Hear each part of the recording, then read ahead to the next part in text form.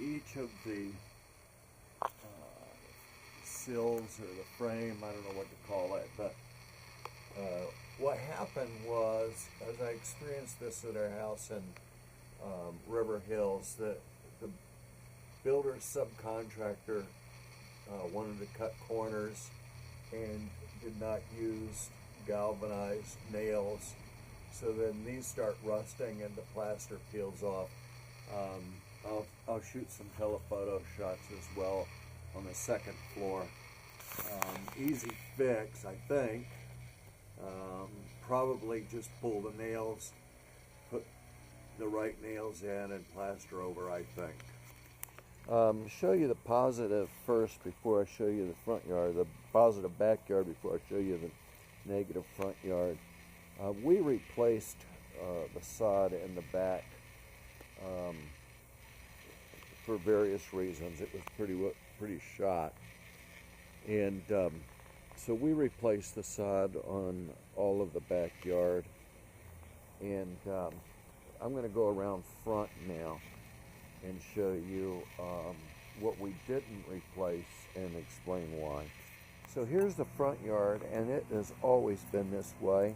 And the fertilizer guy that we have come by each month, he's always told us that he can get it to grow in. And for 3 years we've used him, and for 3 years it's never grown in. And ultimately he said, well, it's just not getting enough sun. And there's a type of grass, I'll have to get the name of it, but there is a grass that a breed of St. Augustine that can grow in less sun, which I think is the situation here.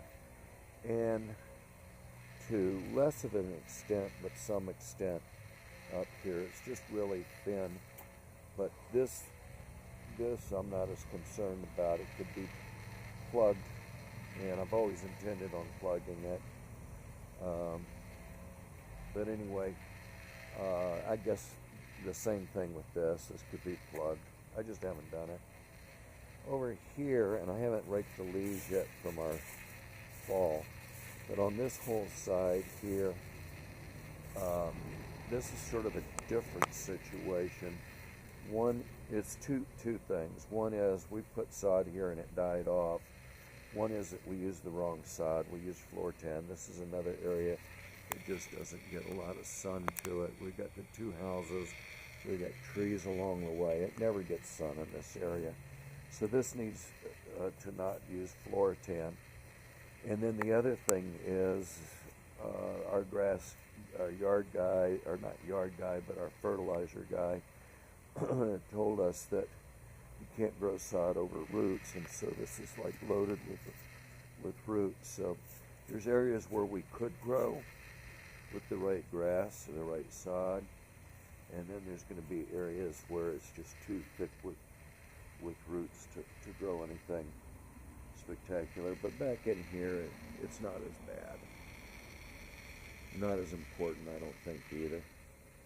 This is the front porch deck or patio, and I think between Tom before us and myself and then the pressure washer guy that you so nicely provided for recently, I think we've gotten all the life out of the paint job on this, and the same thing with the upstairs patio. Then the front door is really needs to be painted, and I splashed up and polished the door handle, and we'll keep that looking bright and shiny, but we need to paint that.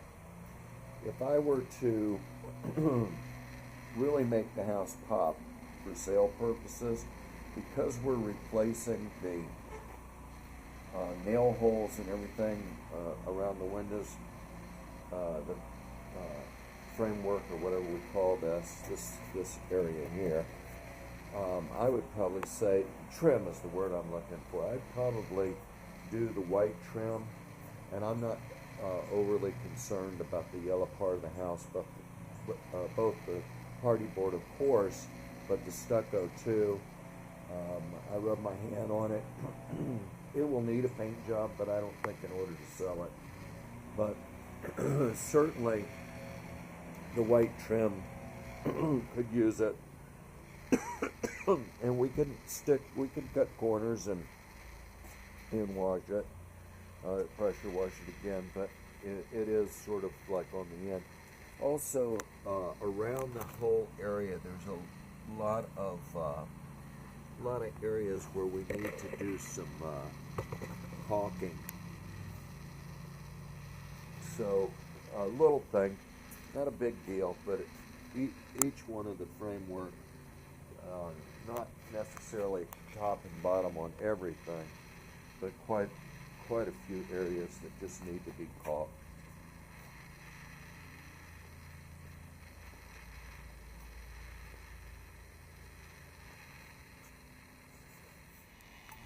So we're in back again. This is the back paver patio. And right here when we get to the side of the garage and the leads in the back, the pavers are popping up, and I'm pretty sure that the whole reason they're popping up is from the roots of this tree here. And they run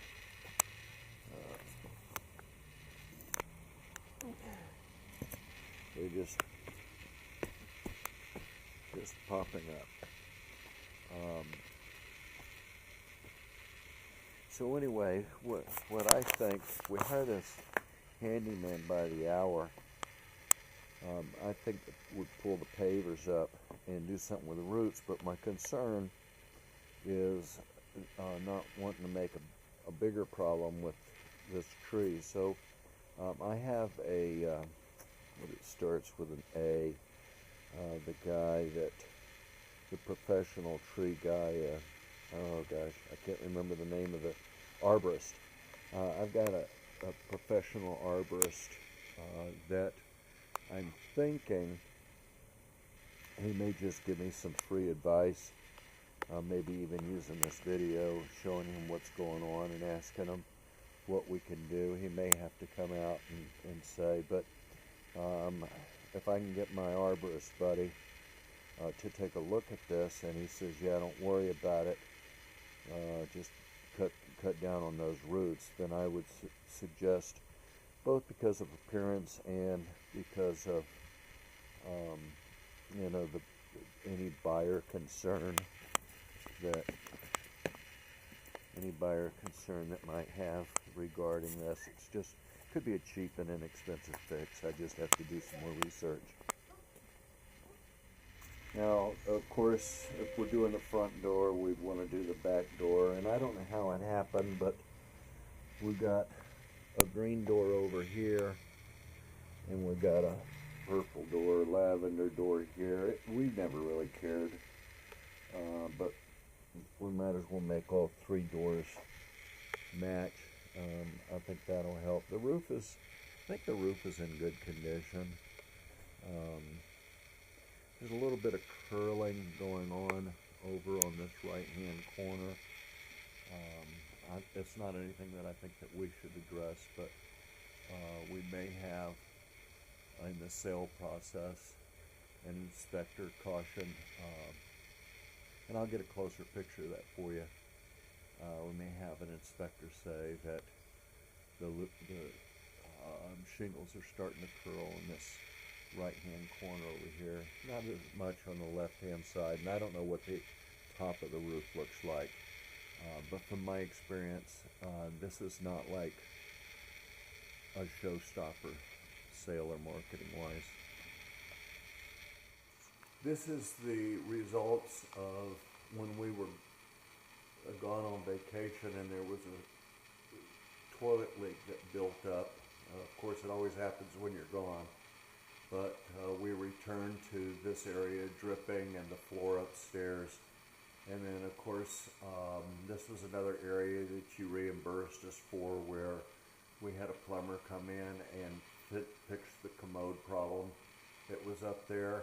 And so this is gonna be very noticeable. I mean, really noticeable. So we'll want to fix that. And then what's going to happen is, as an owner investor, you don't have to disclose. So that's a good thing. You don't have to do a disclosure. So you could just say never lived there, and not do a disclosure. But if we just patch it, it's going to be noticeable. So we'll probably want to paint fix it and then paint the ceiling, and then we're going to do a non-disclosure. The inside of the house, I don't know what to tell you about that. I would definitely do the molding. That's for sure. But Denise is telling me that there's just a lot of areas where we've cleaned, and I don't think we can show it, but where we've cleaned there's just no more cleaning that we can do. That's worn down to the drywall there.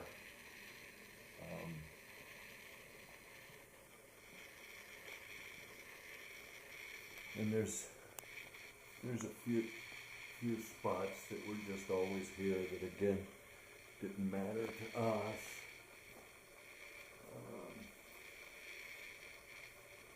Anyway, oh, and one last thing I wanted to mention was the carpet. Of course, I'm in the dining room and grandbaby's room now. Grandbaby's slide. The carpet, hard to tell in a video. That I always see this is you go there and the carpet doesn't look even as good as the video. This is probably doable, but we did clean it at Christmas time, and you can clean and vacuum so much, and an older carpet looks older. I don't know if that helps you at all. So I'm just pointing out things that we could do. I'm not pointing out things that we have to do.